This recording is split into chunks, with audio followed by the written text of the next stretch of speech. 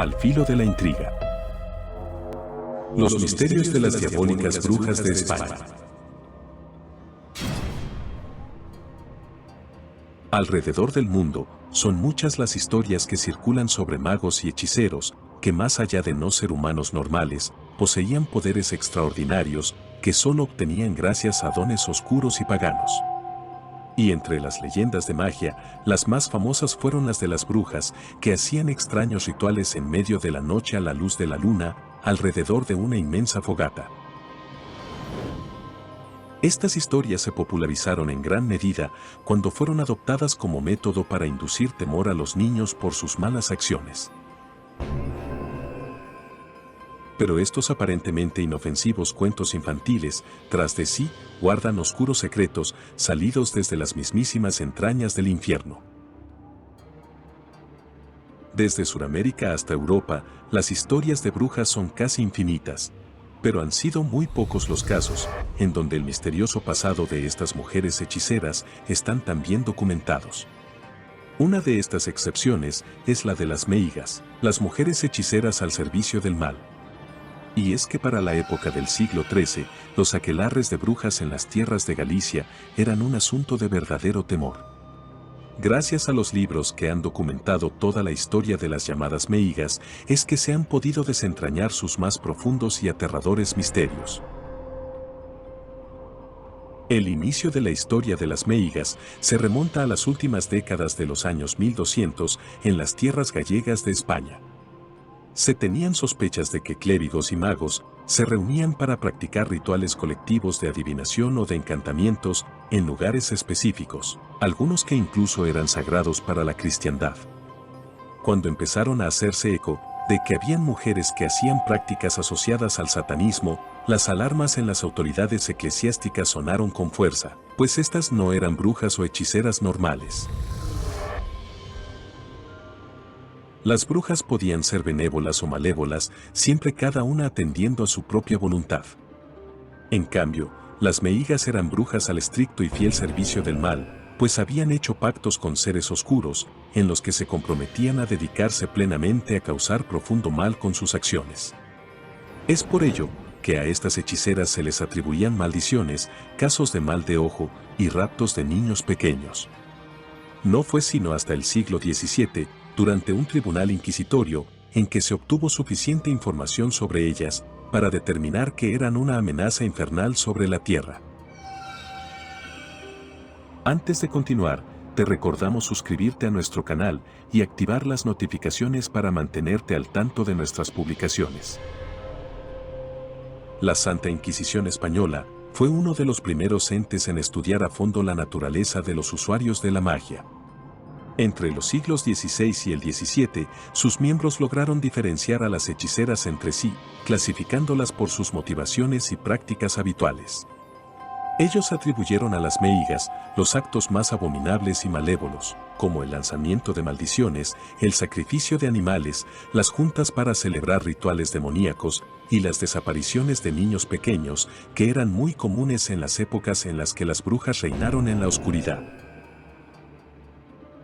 Estos actos tan atroces no eran habituales en las brujas normales, las cuales se encargaban más de labores asociadas a la magia blanca y a la creación de ungüentos y brebajes con fines medicinales.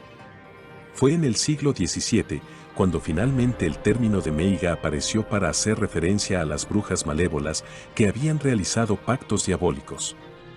Antes de la acuñación de este término, solo se referían a estas mujeres como meras hechiceras, englobando tanto a las futuras meigas como a las brujas convencionales.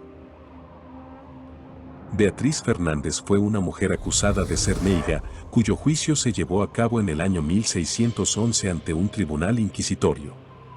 Esta mujer estaba señalada de poseer grandes poderes y reveló muchos secretos de las meigas en su testimonio. Afirmaba que en Sevilla, las malévolas se reunían en un lugar conocido como el Arenal.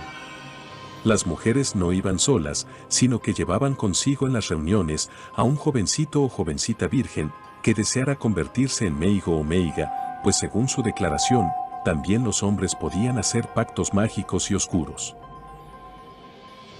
Se debían reunir en un lugar sagrado y cuidadosamente seleccionado por las meigas.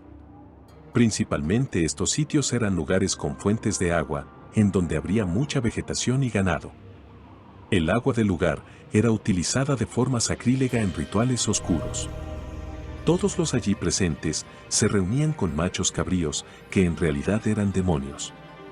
Muchas veces no solo había uno, sino varios de estos seres oscuros con los que las meigas interactuaban vívidamente.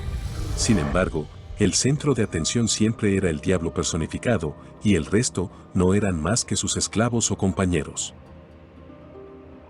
Estas reuniones se llamaban aquelarres y eran auténticas fiestas de desenfreno y diversión pagana. Se jugaba a las cartas, se cantaba, se bailaba de formas inquietantemente tétricas y se bebía mucho alcohol. También se especula que se utilizaban sustancias psicotrópicas o alucinógenas que hacía a los participantes entrar en un estado de extraño éxtasis que les permitía tener más conexión con los seres infernales que les visitaban. Luego, llevaban a cabo las uniones carnales con las que se juraba fidelidad eterna al diablo mismo. La mayoría de estas fiestas paganas se hacían en fechas especiales para otras religiones. Según registros de las meigas que fueron capturadas durante los siglos XVII y XVIII, muchas de las celebraciones de varias religiones de la actualidad tienen un origen ancestral pagano en el que se rendía tributo a algunas entidades de la naturaleza o a seres sobrenaturales diversos. Es por eso que cuando la Iglesia se enteró de estas celebraciones paralelas, los sacerdotes paganos y brujas que las organizaban fueron perseguidos incansablemente.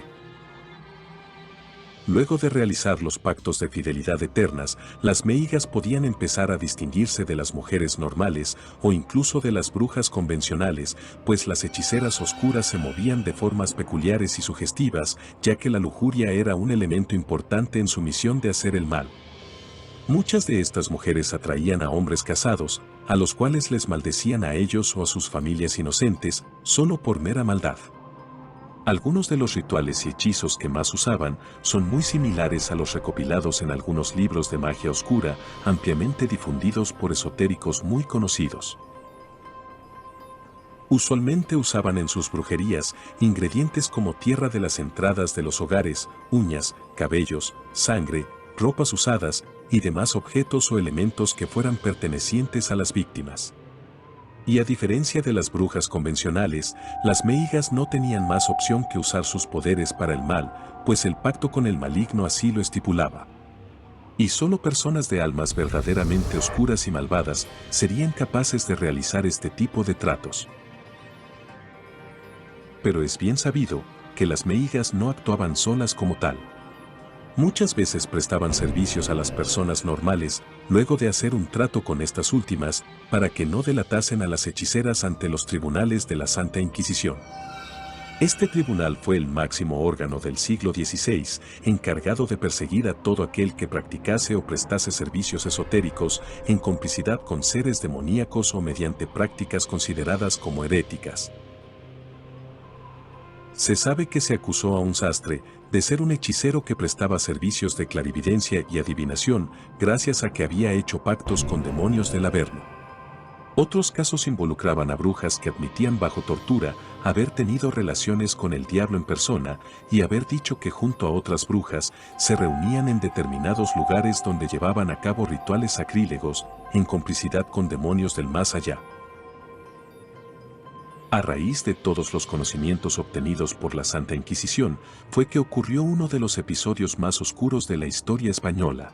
No porque hubiese una auténtica guerra entre meigos y cristianos, sino porque la paranoia de la amenaza de los brujos se había vuelto de tal magnitud, que es muy probable que muchas de las ejecuciones inquisitorias fuesen injustas. Conocido como el caso de las brujas de Zugarramurdi, esta fue una de las cacerías de brujas más intensas en la historia de la España medieval.